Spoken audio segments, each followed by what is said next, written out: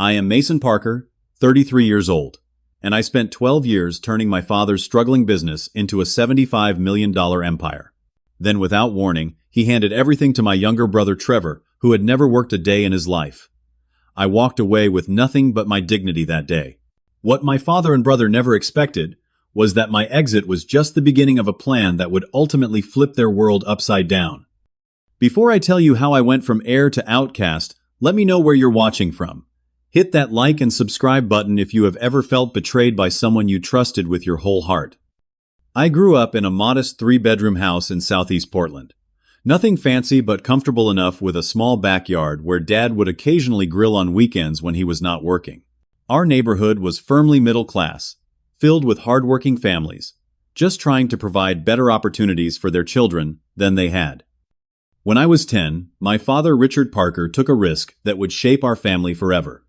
He invested his entire life savings, about $50,000, to start Parker Construction Supplies. The original store was tiny, maybe 2,000 square feet in an industrial area with peeling paint and concrete floors. But to my young eyes, it was a kingdom of possibilities. The shelves stacked with tools, the smell of lumber and metal, it all fascinated me from day one. Even as a kid, I found myself drawn to the business. While other children played video games, I would organize inventory or help customers find the right screws for their projects. Dad noticed my natural talent for remembering stock numbers and understanding product margins. Mason has the business gene, he would tell his few employees with obvious pride. Those rare moments of approval became like oxygen to me. I craved them. Trevor came along when I was 5, and from the beginning it was clear we were cut from entirely different cloth. Where I was serious and responsible, Trevor was charming and carefree. Mom and Dad seemed enchanted by his antics, laughing off behavior that would have earned me stern lectures. When Trevor broke an expensive power tool at age 8, while playing around in the store, Dad simply ruffled his hair and told him to be more careful. When I had accidentally misplaced inventory forms the previous year, I was grounded for a week. "Your brother is just spirited," Mom would say when I complained about the double standard. "You are the mature one, Mason. We expect more from you." And so the pattern was established early. I was the reliable son who could handle responsibility. Trevor was the free spirit who needed protection and second chances. Our family dynamics shifted dramatically when Mom was diagnosed with aggressive breast cancer when I was 16. Elizabeth Parker was the heart of our home, the mediator between Dad's stern practicality and our youthful needs.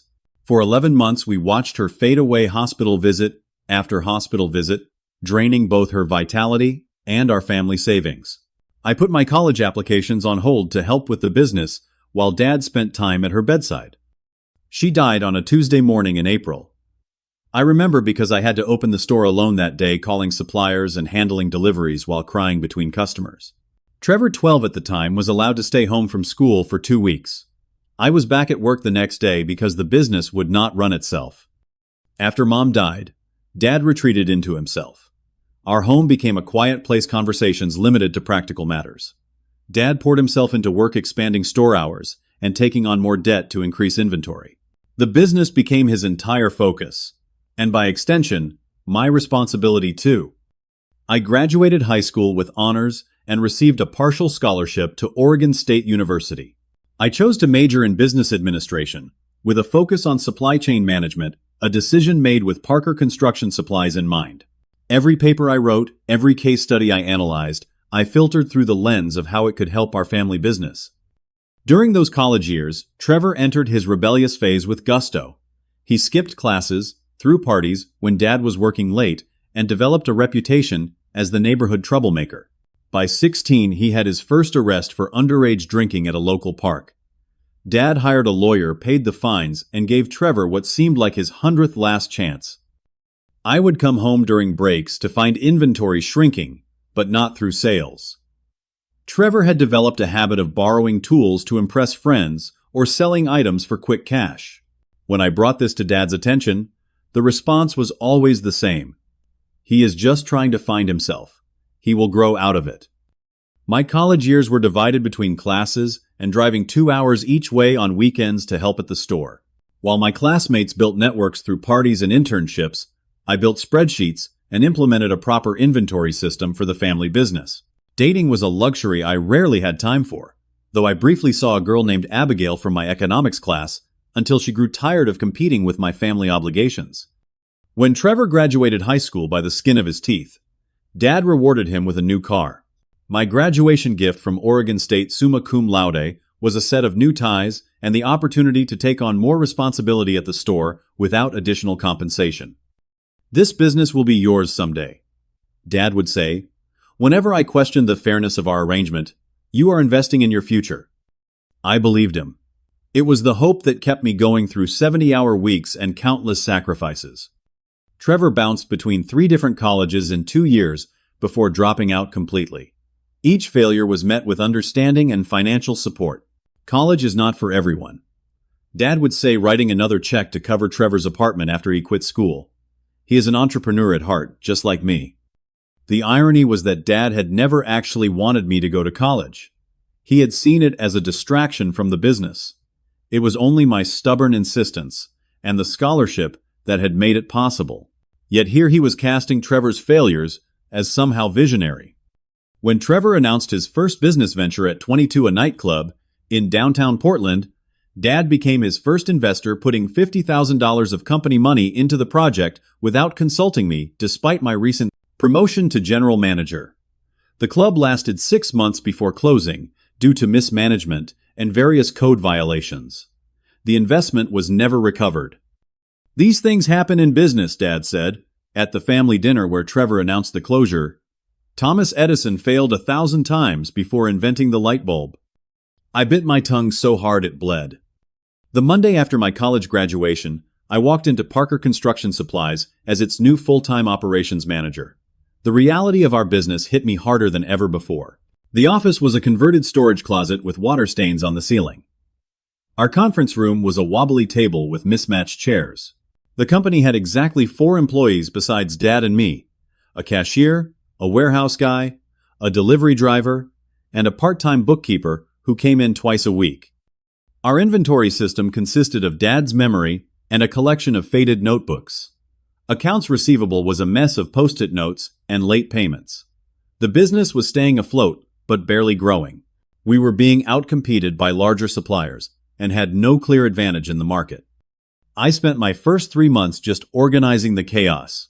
I created proper financial records, digitized inventory, and implemented basic accounting software.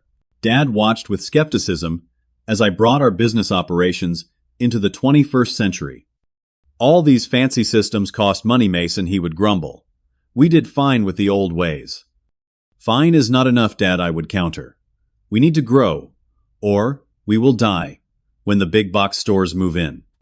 My first major initiative was researching gaps in the local construction supply market. I spent weeks meeting with contractors asking what products they needed but had trouble finding locally. The answer surprised me: eco-friendly building materials. Portland's construction industry was shifting toward green building practices, but suppliers had not caught up. I prepared a detailed presentation for Dad, complete with market analysis, supplier contacts, and projected revenue streams. He sat silently through my entire pitch, arms crossed. When I finished, he simply said, "Too risky. We stick with what we know." That night, I nearly applied for corporate jobs in Portland. The rejection stung not just professionally, but personally. Dad could not see that I was trying to save the business he had built. Instead of quitting, I started smaller. I ordered a minimal inventory of eco-friendly insulation and bamboo flooring, using the small purchasing discretion my position allowed. When those items sold out within 2 weeks, I ordered more, gradually building data to support my vision. 3 months later, I showed Dad the numbers. Eco-friendly materials were generating 30% profit margins compared to 15% on traditional supplies. He reluctantly agreed to expand the green building section, the first of many small victories that would eventually transform the company. Those early years were brutally demanding. I would arrive at 6 in the morning to receive deliveries and often stayed until 9 at night, managing inventory and building relationships with contractors. Saturdays were for visiting construction sites to understand client needs better. Sundays were for planning and catching up on industry research. My personal life became non-existent. Friends from college stopped calling after too many declined invitations. My apartment was just a place to shower and sleep for a few hours before returning to work. Dating was impossible with my schedule. Though I did meet Jessica, an architect who frequently visited our store, and managed a relationship for almost 2 years before my work commitments became too much for her. "You are married to that store mason," she said during our breakup. "There is no room for anyone else." She was right, but I could not change course. Every sacrifice seemed worthwhile when I saw the business growing under my guidance.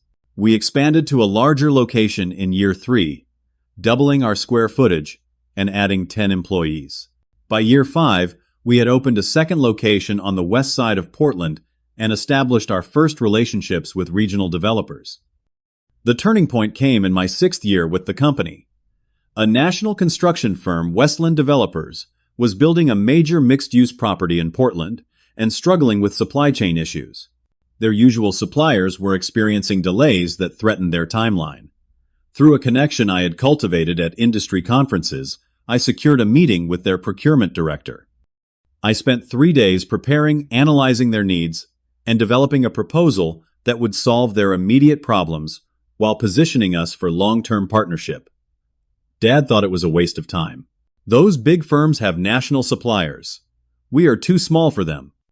Against his advice, I pitched our services to Westland, emphasizing our local presence, flexible inventory management, and specialized eco-friendly materials. To Dad's shock, and my carefully concealed delight, Westland signed a 1-year contract worth $2 million more than our entire previous year's revenue. That contract changed everything. We needed to scale rapidly, hiring 20 new employees and securing a warehouse triple the size of our main store. I developed a proprietary inventory management system that allowed us to track and fulfill orders with remarkable efficiency. Our reputation for reliability and quality spread through the industry. While I was building the business, Trevor continued his pattern of false starts and failures. He attempted to launch a food truck, a mobile app for party seekers, and a luxury watch import business. Each venture began with enthusiasm and family loans, and each ended in financial loss. After every failure, Trevor would disappear for months, traveling on Dad's dime before returning with a new cannot-miss opportunity. Dad never seemed to make the connection between Trevor's business failures and his character. Each time Trevor returned, Dad welcomed him as if he were a conquering hero rather than a 30-year-old man who had never succeeded at anything. The company continued to grow despite these distractions. By year 8, we had 5 locations across Oregon and Washington. Year 10 saw us expand into California and Idaho, with revenues exceeding $50 million annually. Our workforce had grown to over 200 employees across 4 states. The small family business had become Parker Construction Supply Group, a regional powerhouse with national contracts and industry recognition. We won awards for our innovative approach to eco-friendly building materials and supply chain management. Trade publications featured our growth story as an example of adapting to changing market demands. I had not taken a vacation in 11 years. My salary, while comfortable, was modest compared to executives at similar-sized companies. I lived in a company-owned apartment to stay close to headquarters and drove a company sedan. Every available dollar was reinvested in growth. This was not just a business to me. It was my life's work, my identity, and my future. And all the while, Dad continued to assure me, "This will all be yours someday, son. You are building your own legacy." I believed him. That was my first mistake. The first warning sign appeared on an ordinary Tuesday. I was reviewing expansion plans for our Nevada market when my assistant mentioned that Trevor had stopped by the office asking for Dad. This was unusual enough to note, as Trevor typically only appeared when he needed money. 2 days later, I spotted Trevor and Dad having lunch at the upscale restaurant across from our headquarters. Through the window, I could see them laughing, heads bent together over what looked like documents.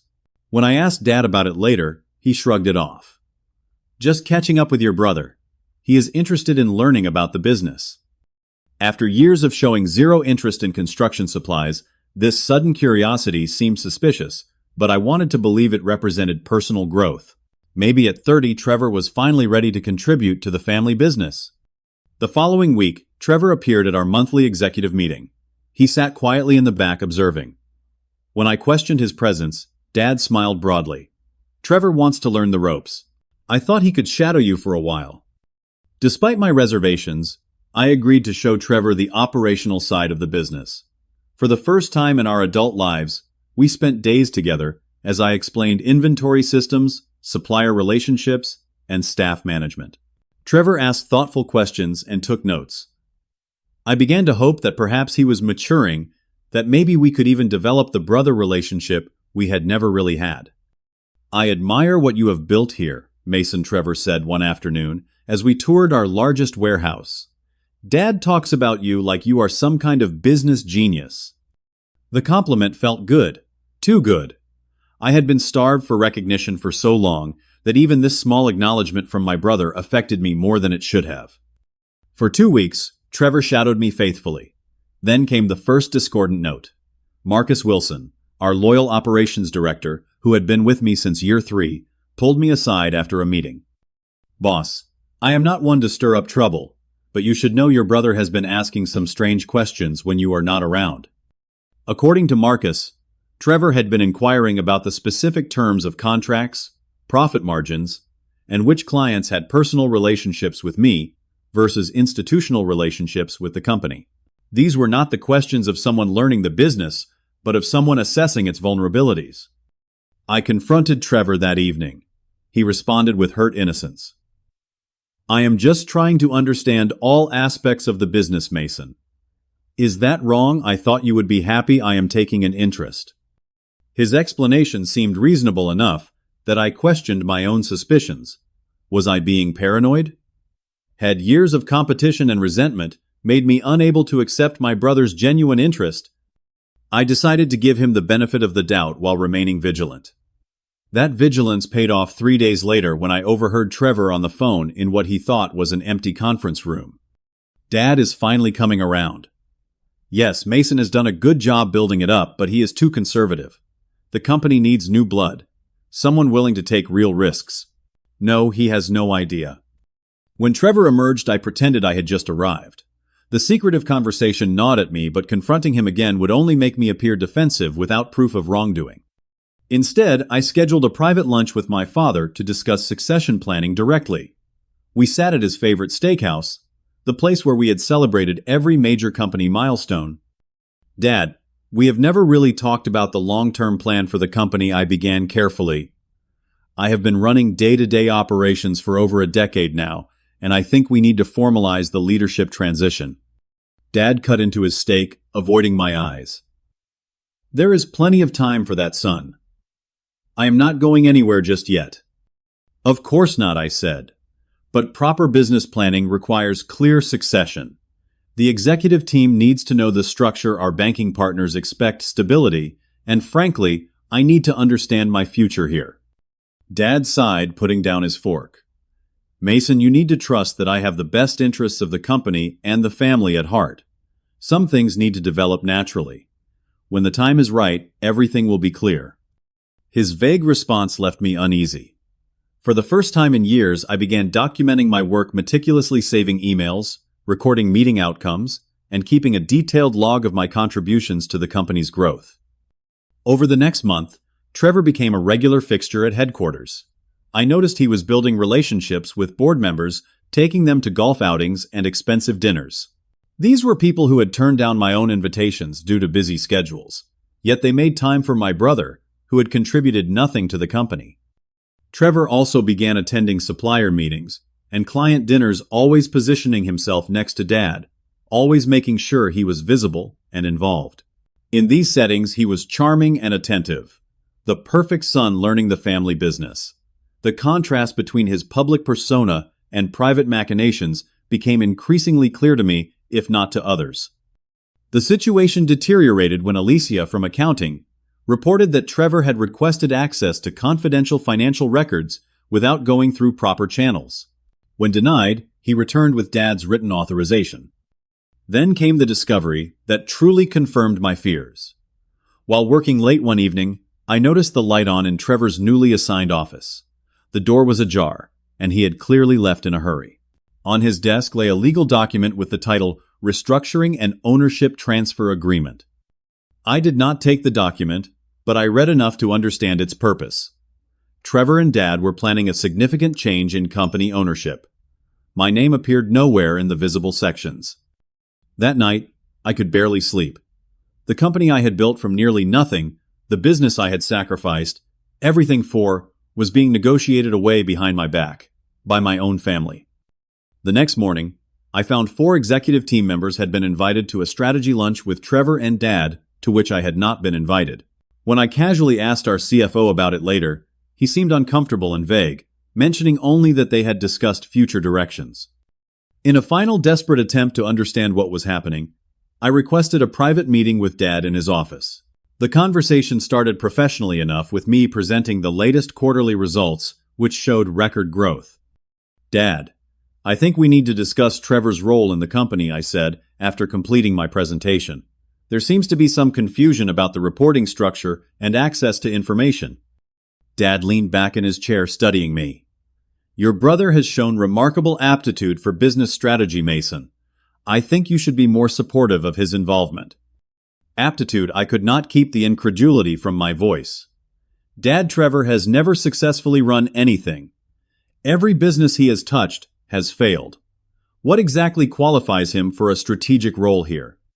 "That is unfair," Mason, Dad said, his voice hardening. "Trevor has experience with different business models that brings fresh perspective. Not everyone needs to take your methodical approach." My methodical approach built this company from $2 million in annual revenue to $75 million, I reminded him. Trevor has lost more money than he has ever made. Dad stood, signaling the end of our meeting. "I think you are letting jealousy cloud your judgment, son. The annual board meeting is next week. I suggest you focus on preparing your reports rather than questioning your brother's contributions." As I left his office, the truth became unavoidably clear. Something significant was going to happen at the board meeting, and whatever it was, it would not be in my favor. For the first time in my career, I contacted an attorney discreetly seeking advice on my rights as an executive but non-majority shareholder in the family business. The consultation confirmed my worst fears. Dad, as majority owner, had nearly unlimited authority to restructure the company as he saw fit. My years of work, my sacrifices, my vision, all could be legally disregarded in a single board vote. I spent the week before the board meeting preparing as if my career depended on it, because it did. My presentation detailed the company's growth under my leadership, the strategic initiatives I had implemented, and my vision for the next 5 years. If I was going to be pushed aside, I would at least create a public record of my contributions. The night before the board meeting, Trevor sent me a text message that simply read, "Looking forward to tomorrow, bro. Big changes coming. Hope you are ready." I did not sleep at all that night. The annual board meeting was held in the conference room of the downtown Marriott, a space we had outgrown years ago, but that Dad insisted on using for tradition's sake. The room was packed with board members, key executives, and a few significant shareholders. I sat at my usual place to the right of my father, with Trevor unexpectedly seated on his left, a position typically reserved for our CFO. The meeting began routinely enough. Quarterly reports were reviewed, annual performance was discussed, and strategic initiatives were evaluated. When my turn came, I delivered what I privately considered the presentation of my life, outlining how my leadership had driven 30% year-over-year growth and positioned the company for national expansion. As I concluded, there was enthusiastic applause from the executive team, many of whom had been with me for years, and understood the magnitude of what we had accomplished together. Dad nodded politely but seemed distracted, checking his watch repeatedly. "Thank you, Mason, for that comprehensive review," he said, when the applause died down. "Before we move to the next agenda item, I have an important announcement regarding the future direction of Parker Construction Supply Group." The room grew quiet. Dad stood straightening his tie, looking more energized than he had in years. "As founder and majority shareholder, it has always been my responsibility to ensure this company's long-term success. After careful consideration, I believe the time has come for bold new leadership to take us to the next level." My stomach clenched. This was it. Effective immediately, I am appointing Trevor Parker as Chief Executive Officer and transferring 60% controlling interest in the company to him. Trevor brings fresh vision and innovative thinking that will drive our next phase of growth. The room erupted in confused murmurs. Several executive team members glanced at me with expressions ranging from shock to pity.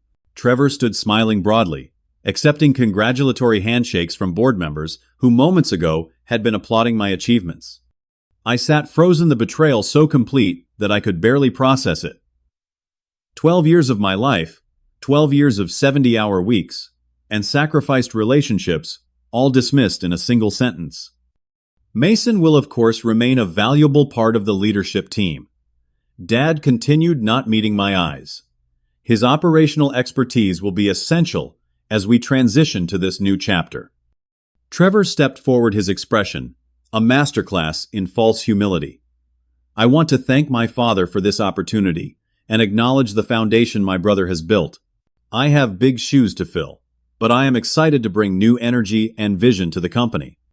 He spoke as if he had been preparing for this role his entire life, rather than swooping in after I had done all the hard work. The injustice burned in my chest, like physical pain. The remainder of the meeting passed in a blur. I maintained a rigid professional demeanor, somehow giving responses when directly addressed while my entire world collapsed around me. After the formal adjournment, I declined the customary executive lunch, needing to escape before my composure broke completely. Dad caught up with me in the hotel lobby. "Mason, wait. We should talk." I turned to face him, struggling to keep my voice steady. "Talk about what, Dad? How you just handed everything I built to Trevor. How you did not even have the decency to warn me." "You are overreacting," he said, looking uncomfortable, but not regretful. "You are still part of the company. Trevor needs this opportunity to grow up and take responsibility. You will be fine, son. You always land on your feet." The casual dismissal of my life's work was breathtaking. Land on my feet. I built this company while Trevor was failing at one venture after another. I sacrificed everything for this business, and you just gave it away to someone who has never successfully run anything. Dad's expression hardened. "That is enough, Mason. This decision is made. Trevor needs this chance more than you do. You have always been the capable one. He needs the structure and responsibility to mature." In that moment, the truth hit me with perfect clarity. This was not about business at all. This had never been about rewarding contribution or merit. It was about Dad's warped sense of fairness, his need to elevate his struggling younger son at the expense of the one who had actually succeeded. "So I am being punished for being reliable," I said quietly. "All these years, you led me to believe this company would be mine someday. That was never the plan, was it?" Dad had the grace to look away. "The company will stay in the family. That is what matters. You need to accept this and find a way to work with your brother." I left without another word, driving aimlessly for hours before ending up at the small park near our first store location. As evening fell, I sat on a bench, overlooking the city. I had grown up in the city where I had built a business, only to have it taken away. My phone buzzed repeatedly with messages from concerned colleagues and executives. I ignored them all, except for Marcus, my operations director and closest friend within the company. His message was simple. "Whatever you decide, I have your back." At midnight, Trevor called. I almost did not answer, but decided I needed to hear whatever he had to say. "Mason, I hope you are not taking this too hard," he began, his voice artificially concerned. "Dad and I both value your contribution to the company." "Save it, Trevor," I interrupted. "What do you want?" "I would like to offer you the position of Senior Vice President of Operations," he said, as if bestowing a great honor. "You would report directly to me, of course, but have significant autonomy in day-to-day operations." The audacity was almost admirable. After stealing everything I had built, he was offering me a demotion to work under his direction. The final insult. "No thank you," I said calmly. "I will be submitting my resignation effective immediately." "Do not be hasty," Trevor said, alarm creeping into his voice. "You have stock options benefits. Walking away would be financial suicide." "Some things matter more than money, Trevor. Not that you would understand that." I ended the call and drafted my resignation letter, sending it to the board, the executive team, and key clients before turning off my phone. Whatever came next, I knew one thing with absolute certainty. I would not spend another day working for the brother who had stolen my life's work. The morning after the board meeting, I woke up in the company apartment that was no longer mine. I had 30 days to vacate, according to the formal notice, already slipped under my door. 12 years at the company, and they could not even give me the courtesy of a personal conversation about housing. I packed 2 suitcases with essential clothes and personal items, leaving behind furniture and most possessions. The apartment had never really felt like home anyway, just a convenient place to sleep between workdays. Now it felt like a monument to my naive belief that loyalty and hard work would be rewarded. With nowhere else to go immediately, I checked into a downtown hotel, paying for a week up front. The room was sterile and anonymous, perfect for the emotional freefall I was experiencing. For 3 days, I barely left the room ordering room service when I remembered to eat, ignoring the constant calls and messages flooding my phone. On the 4th day, Marcus showed up at my door. I had not told anyone where I was staying, but he had correctly guessed which hotel I would choose. The same one we used for visiting clients. "You look like hell," he said bluntly, pushing past me into the room. "Have you been outside at all?" I shook my head, suddenly aware of my unshaven face and the same clothes I had been wearing for days. "Shower," he ordered. "Then we are getting lunch, and you are going to talk to me." I complied, too emotionally exhausted to argue. Over lunch at a quiet restaurant, several blocks from company headquarters, Marcus filled me in on the chaos that had erupted in my absence. "Trevor fired Johnson and Perez yesterday," he said, referring to 2 vice presidents who had been loyal to me. "Replaced them with friends of his with zero industry experience. The California expansion has been put on hold, and he is talking about pivoting to luxury home development." Each new detail was like a fresh wound. The company I had built was being dismantled in real time. "What about you?" I asked. "You should be careful. Being associated with me is probably dangerous for your career right now." Marcus snorted. "I already updated my resume. It is just a matter of time before I am on the chopping block too. Half the executive team is doing the same." As the days turned into weeks, I moved from the hotel to Marcus's spare room, grateful for the friendship, but acutely aware of my reduced circumstances. The financial reality of my situation began to sink in. While my salary had been substantial, I had always reinvested most of my bonuses and earnings into company stock, believing in the future I was building. That stock was now worth a fraction of its previous value, as Trevor's mismanagement became apparent to the market.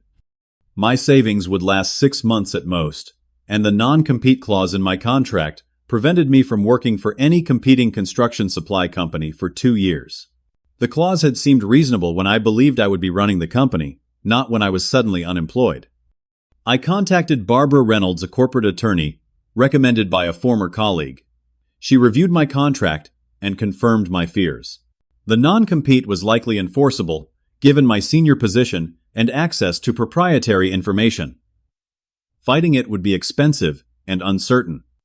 "Your best options are to either negotiate a settlement that modifies the non-compete or pursue work in an adjacent industry not covered by the clause," she advised.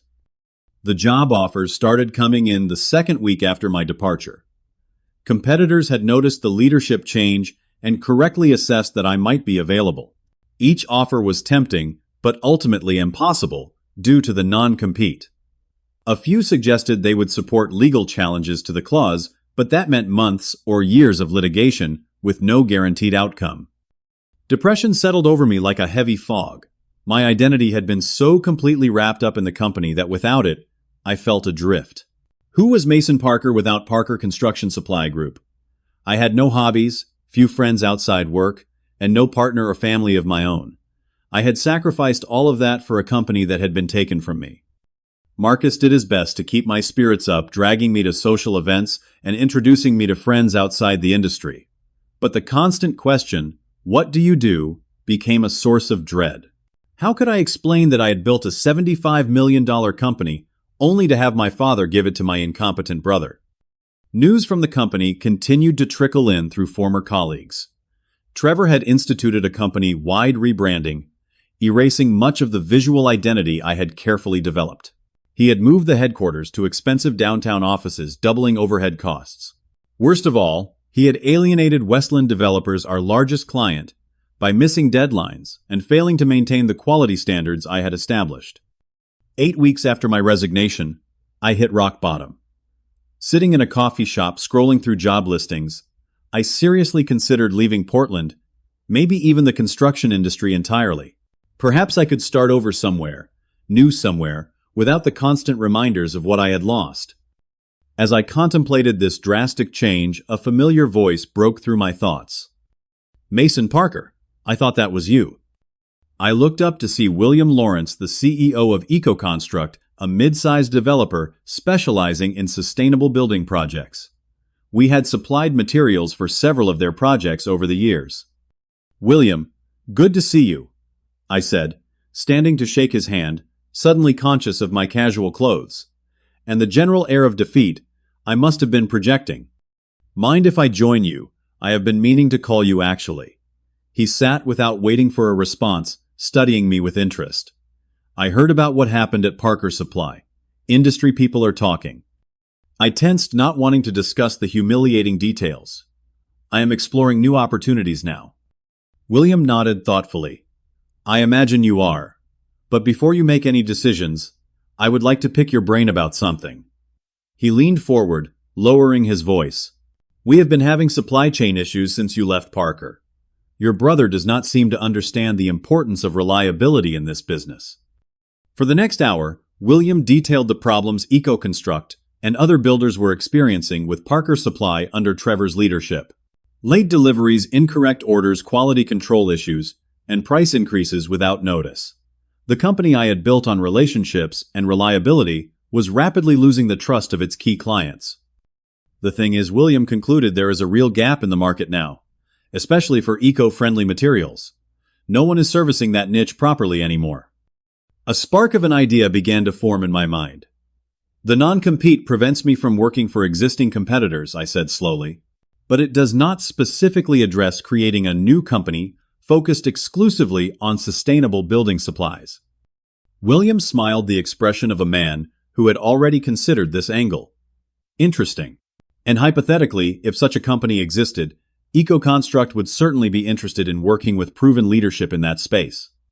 For the first time in weeks, I felt something other than despair.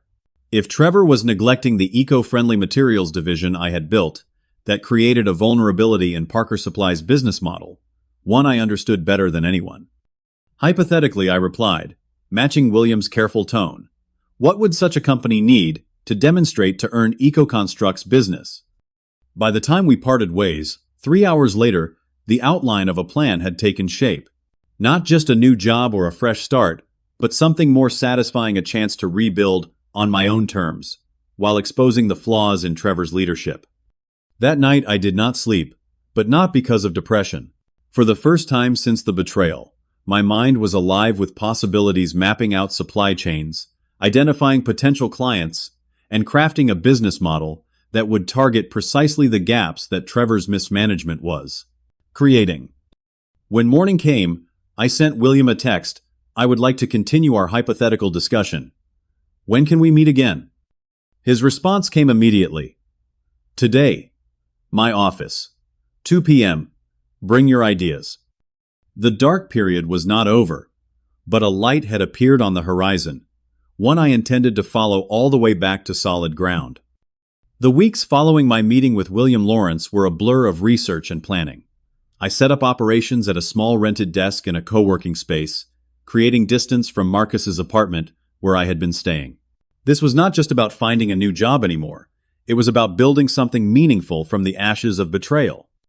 My first task was identifying the critical weaknesses in Parker Supply's business model under Trevor's leadership.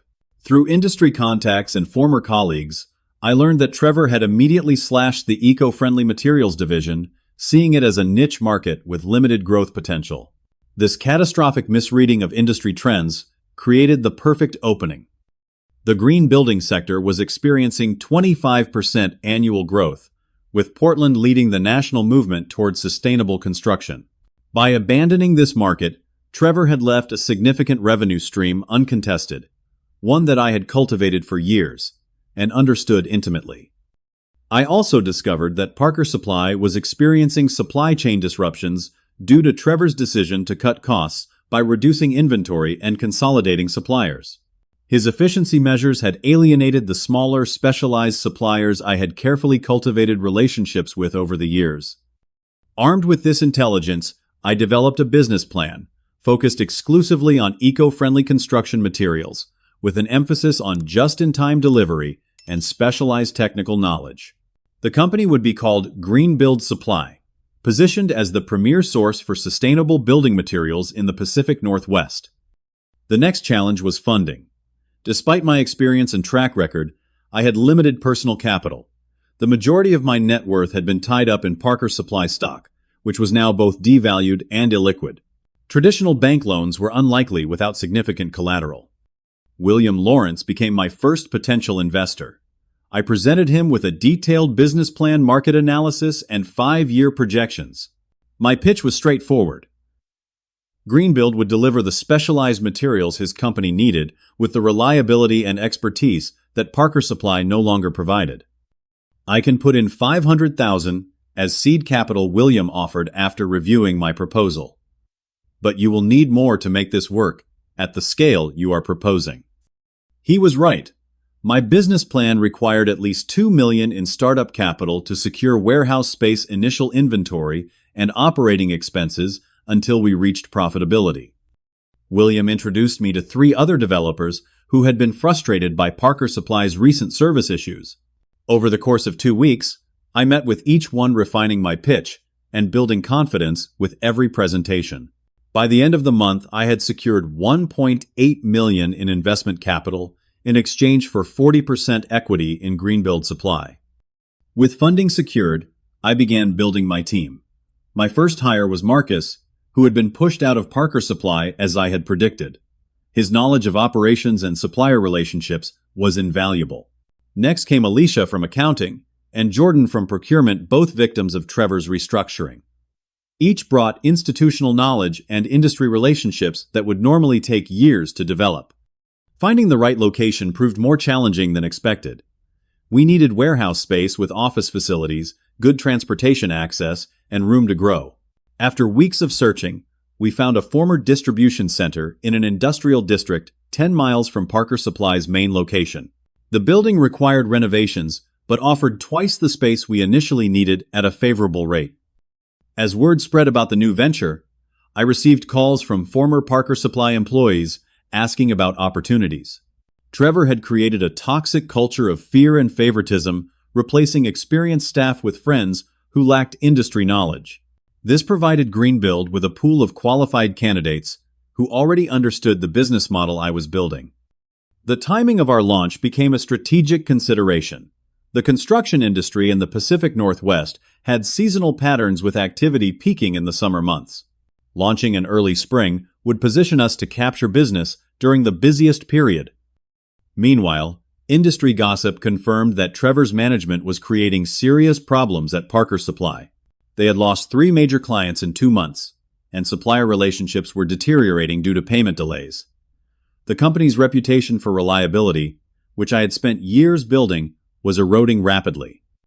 4 months after the board meeting that had changed my life, Greenbuild Supply officially opened for business. Our warehouse was stocked with carefully selected inventory focused on sustainable building materials. Our team consisted of 15 experienced professionals, most former Parker Supply employees. Our client roster included 5 significant developers who had committed to trying our services. The first month exceeded even my optimistic projections. Word spread quickly that the real Parker had started a new company focused on quality and service. Contractors who had personal relationships with me brought their business to Greenbuild, often sharing stories of frustration with Parker Supply's declining standards. William Lawrence's Eco-Construct became our anchor client, with monthly orders that ensured baseline operational viability. Their public endorsement of our services carried significant weight in the industry and brought additional clients to our door. By the 3rd month, we had expanded our inventory to include specialized items that Parker Supply had discontinued, capturing clients who had been forced to source these materials from out-of-state suppliers at premium prices. Our knowledge of the market allowed us to anticipate needs rather than simply react to them. 6 months in, Greenbuild secured an exclusive regional distribution agreement with Ecotech Materials, a leading manufacturer of advanced sustainable building products. This partnership gave us a significant competitive advantage, as Parker Supply and other local competitors could no longer offer these increasingly popular products. The warehouse that had initially seemed too large now operated at capacity. We leased additional space in the same industrial park and hired 10 more staff to manage increased demand.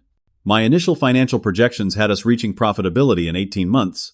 We achieved it in 9. Throughout this period, I maintained a strict policy of never publicly criticizing Parker Supply or Trevor. When clients or industry contacts mentioned problems with my former company, I simply focused on what Greenbuild could offer. This professional approach enhanced our reputation, while making Trevor's petty management style more apparent by contrast. News about Parker Supply's troubles continued to reach me through industry channels. Trevor had implemented 3 price increases in 6 months, driving away price-sensitive clients. He had also launched an ill-conceived luxury home development division that drained capital from core operations without generating meaningful revenue. The most satisfying development came 1 year after our launch. A journalist from Construction Business Review contacted me for an interview about Greenbuild's rapid growth and the increasing demand for sustainable building materials. The resulting article featured our company as an industry success story with particular emphasis on our innovative supply chain management system and technical expertise. The same issue included a smaller article about regional suppliers facing challenges with Parker Supply mentioned as a formerly dominant player, experiencing significant market share decline. The contrast could not have been clearer or more public. Trevor's response to our success was predictably reactive rather than strategic. He attempted to re-establish Parker Supply's eco-friendly materials division, but without the supplier relationships and technical knowledge we possessed, their offering was inferior and overpriced. He tried to poach our employees with above-market salary offers, but the toxic culture he had created made money insufficient compensation for most. By our 18-month anniversary, Greenbuild had achieved a market valuation of $20 million, with annual revenue approaching $15 million. We had expanded to 38 employees, opened a second location in Seattle, and developed proprietary software for inventory management that further increased our operational efficiency. The company had exceeded all business projections, but the personal satisfaction of creating something successful on my own terms proved even more valuable than the financial rewards. For the first time, I was building something that truly belonged to me, something that reflected my values and vision without compromise. I had also begun to reclaim parts of my life that had been sacrificed during my years at Parker Supply. I purchased a modest home in a quiet neighborhood, developed friendships outside of work, and even started dating Rachel, an environmental engineer I had met through industry events. As Greenbuild continued to thrive, Parker Supply's decline accelerated. Industry sources reported that they had lost 40% of their market share in 18 months, with revenues falling to pre-expansion levels. The company that had once been valued at $75 million was now worth less than half that amount. The confrontation I had been anticipating finally came 20 months after the fateful board meeting. My assistant informed me that Trevor Parker was in our reception area, insisting on meeting with me. After a moment's consideration, I agreed to see him, curious about what could possibly have brought my brother to my door. Trevor looked different than when I had last seen him at the board meeting nearly 2 years earlier. The confident smirk had been replaced by dark circles under his eyes and a nervous energy that manifested in constantly fidgeting hands. His designer suit hung loosely on his frame, suggesting recent weight loss. "Nice place you have here," he said, glancing around my office with forced casualness. "Doing well for yourself, I see." I motioned for him to sit, but remained standing, myself maintaining the psychological advantage. "What can I do for you, Trevor? I assume this is not a social call." He cleared his throat, clearly uncomfortable. "I thought we should talk brother to brother. Clear the air." After 20 months of silence, I raised an eyebrow. "Seems sudden." Trevor's facade of confidence cracked slightly. "Look, Mason, I know things did not end well between us. Dad made a decision that hurt you, and I benefited from it. But that is business, right? Families should be able to move past these things." The transparent insincerity of his reconciliation attempt was almost amusing. "What do you really want, Trevor?" "I have a meeting in 15 minutes. He sighed, abandoning the pretense. "Fine. The truth is Parker Supply is facing some challenges right now. Temporary cash flow issues, market fluctuations, nothing serious in the long term. But I thought, given your experience and our family connection, maybe we could discuss a potential partnership between our companies. It took considerable effort not to laugh outright. Partnership. You mean you want me to help save the company you took from me after I spent 12 years building it? Trevor flinched but pressed on. It would be mutually beneficial. Your company has certain supplier relationships we could leverage, and we have the established brand name and larger infrastructure. The brand name you have spent 2 years devaluing. I shook my head. Trevor, your company is failing because of your mismanagement, not because of market fluctuations. You fired the experienced team I built, alienated key clients with poor service, and abandoned the growth sectors I had developed. Those were your choices. So, you are just going to watch Dad's legacy collapse? Trevor's tone shifted to accusatory. After everything he did for you. The audacity was breathtaking. Everything he did for me, I built that company from nearly nothing while you were traveling the world on his dime. I sacrificed my entire personal life for that business, only to have it handed to you on a silver platter. And now that you have run it into the ground, you expect me to rescue you? Trevor's expression hardened. You always thought you were better than me. The perfect son, the business genius. Maybe you wanted Parker Supply to fail under my leadership just to prove a point. I did not need to do anything for that to happen, Trevor. You managed it all on your own. I checked my watch pointedly. My answer is no. No partnership, no bailout, no rescue. You wanted to be CEO, now live with the consequences. After Trevor left, I sat at my desk for a long time, processing the encounter. His visit confirmed what industry rumors had suggested: Parker Supply was in serious financial trouble. Part of me felt vindicated, even satisfied that Trevor was facing the consequences of his actions and decisions. Another part felt a complicated mix of emotions about the company I had helped build facing potential failure. 3 weeks later, the situation at Parker Supply became public knowledge when they announced significant layoffs and the closure of 2 regional offices. Industry analysts speculated about potential bankruptcy if major restructuring did not occur. The company's stock, already declining, steadily plummeted on the news. I had not expected to hear from my father again. In the nearly 2 years since the board meeting, he had made no attempt to contact me. When his name appeared on my phone one Tuesday afternoon, I almost did not answer. "Mason," he said, when I finally picked up, his voice sounding older and more tired than I remembered. "I hope you are doing well." "I am," I replied neutrally. "What can I do for you, Dad?" There was a long pause before he continued. "I was hoping we could meet in person. There are things I need to say to you face to face." Against my better judgment, I agreed to have dinner with him that weekend at a neutral location, a small Italian restaurant, far from both our company's headquarters. When he arrived, I was shocked by his appearance. My father had always been robust and commanding, but the man who sat across from me looked diminished somehow. The confident posture was gone, replaced by slight stoop in his shoulders. His hair had gone completely gray. "You look good, son," he said after ordering a drink.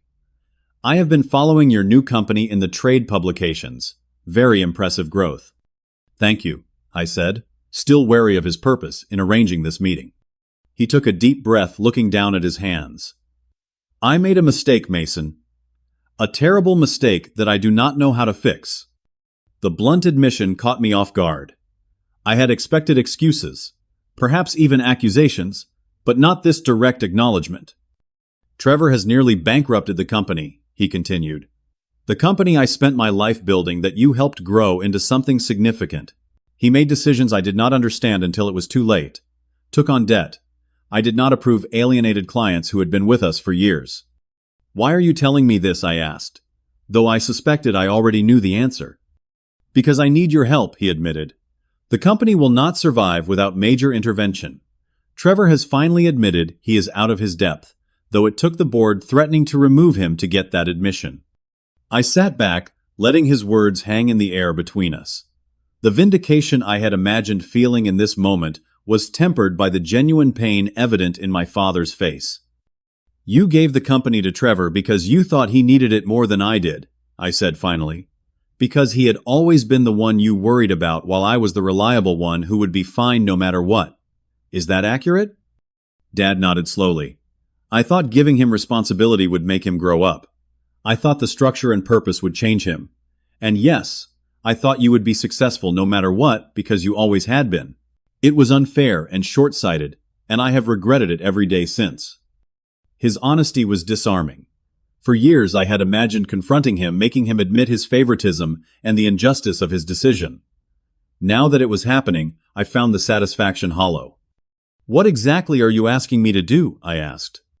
The board has authorized me to discuss potential solutions, including a merger between Parker Supply and Greenbuild.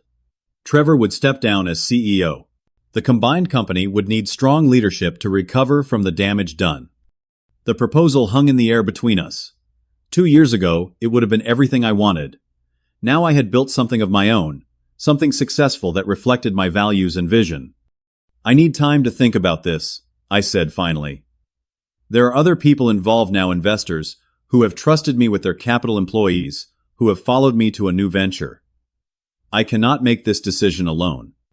Dad nodded, looking relieved that I had not immediately rejected the idea. Take whatever time you need. The board meets again in 2 weeks to discuss options.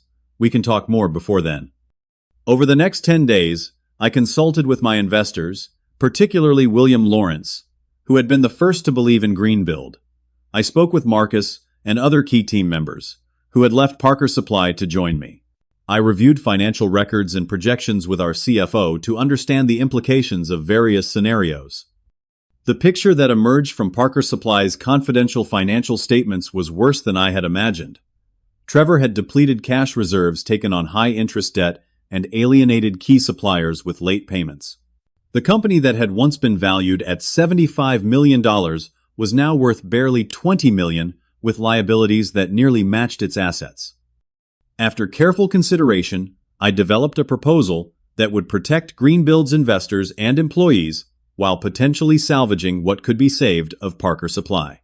It was not a bailout or a rescue, but a calculated business decision that acknowledged the value still remaining in parts of my father's company. 2 weeks after our dinner, I presented my terms to the Parker Supply board. The room was tense, with board members who had unanimously supported Trevor's appointment now facing the consequences of that decision. Trevor sat at the far end of the table, sullen and defensive. After reviewing the financial information provided, I am prepared to propose a structured merger between Greenbuild Supply and Parker Construction Supply Group. I began, my voice steady and professional. This would not be a conventional merger of equals, given the current financial positions of the two companies. I outlined a plan that would preserve jobs where possible, honor commitments to clients and suppliers, and create a path towards stability and eventual growth. The terms were strict. Trevor would have no role in the management of the merged company. My father would transition to an advisory role with no operational authority. Greenbuild's investors would maintain their equity percentage in the combined entity, with additional shares allocated based on the actual salvageable value of Parker Supply's assets. As I concluded my presentation, the room was silent. Board members exchanged glances, recognizing that the proposal, while harsh, represented possibly the only viable path forward. Trevor was the first to object. "This is highway robbery," he snapped. "You are using our temporary difficulties to take control of a company that still has significant value and potential." "The company has significant potential," I agreed calmly. "But under your leadership, it has lost 60% of its value in less than 2 years. These are not temporary difficulties, Trevor. This is systematic mismanagement that has brought a once thriving business to the brink of bankruptcy." My father, who had remained silent during my presentation, finally spoke. "I support Mason's proposal," he said quietly. "The terms are fair given the circumstances, and the alternative is likely Chapter 11 reorganization, which would be worse for everyone, including our employees and clients." The board voted 7-1 to accept my proposal, with only Trevor opposing.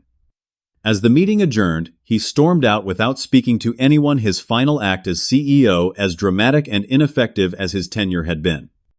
The merger process took 3 months of intense work, combining operations, rationalizing duplicate functions, and rebuilding relationships with clients and suppliers. We retained as many Parker Supply employees as possible, integrating them into the more positive culture we had built at Greenbuild. The combined company was rebranded as Parker Greenbuild, acknowledging the heritage while signaling a new direction. Trevor eventually accepted a position in the purchasing department, starting at an entry level with the opportunity to earn advancement through actual performance rather than family connection. It was a humbling transition for him, but perhaps the structure and accountability he had always needed. My relationship with my father remained complicated. The betrayal could not be entirely forgotten, but working together in new roles allowed us to begin rebuilding trust. He seemed genuinely remorseful for his past decisions and impressed by the company I had built independently. Our weekly lunches became a time to discuss business strategy, but also to reconnect as father and son. 1 year after the merger, Parker Greenbuild had stabilized financially and begun to grow again. We had recaptured many of the clients lost during Trevor's tenure and expanded into new markets with our sustainable building materials focus. The company was valued at $60 million, still below its peak, but trending steadily upward. More importantly, I had found a balance that had eluded me for most of my career. Working 70 hours a week was no longer necessary or desirable. I had built a strong executive team that allowed me to delegate effectively and maintain time for personal relationships and interests. My relationship with Rachel had deepened into something meaningful and supportive. Unlike Jessica years earlier, Rachel understood ambition, but also valued balance. She had her own successful career and respected mine without either of us becoming consumed by work. The journey from heir to outcast to builder of my own success had changed me profoundly. I no longer measured my worth by my father's approval or compared myself to Trevor. The betrayal that had once seemed like the end of everything had ultimately led to greater success and personal growth than I could have imagined. In the end, I had not just reclaimed the company I helped build, but created something better both professionally and personally.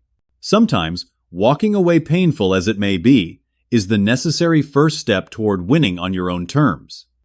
Have you ever had to walk away from something you cared about deeply? How did you rebuild afterward?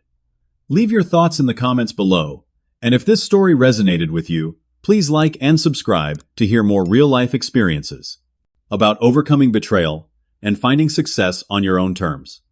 Thank you for listening to my journey, and remember that sometimes your greatest setbacks can lead to your most meaningful victories.